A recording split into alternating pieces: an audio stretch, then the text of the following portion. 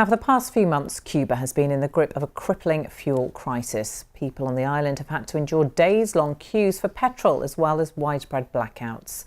Now, the Cuban leadership has turned to an old ally to help ease the crisis, Russia. From Havana, our correspondent Will Grant reports. It's hard enough for Cuban taxi driver Jorge Lloro to keep his Soviet-era Lada on the road. Spare parts are scarce and expensive. But recently, even filling the tank turned into a days-long ordeal. Over the past month, petrol shortages in Cuba became so severe that at their height, the queues at the petrol pumps stretched for several city blocks. Thousands of waiting customers were organised into WhatsApp groups. Jorge is number 426, and he's just been told it's his turn. But at the petrol station, the tanker hasn't arrived, and no one knows when it's due, much to the driver's frustration. There are many problems with this system. It has not been designed well.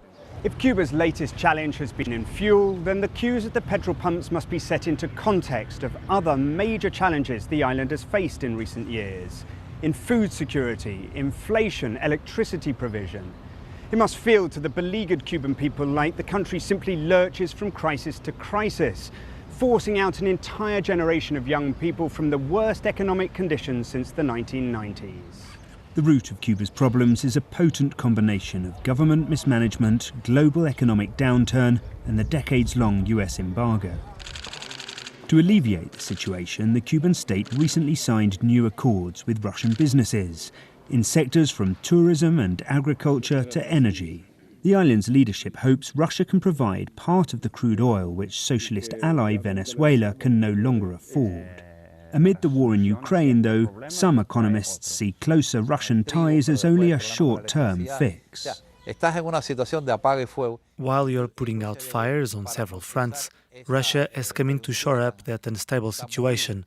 But the problem lies in the medium term, because these aren't Soviet companies giving out government credits. They are private Russian firms who will demand a return on their investment. After a sweltering day of waiting, Jorge was finally able to fill up his tank. His Lada keeps going for a little longer. Like these classic cars, the Cuban Revolution also dates to the 1950s, but both are now running on fumes, struggling to maintain momentum without a significant overhaul in the years ahead.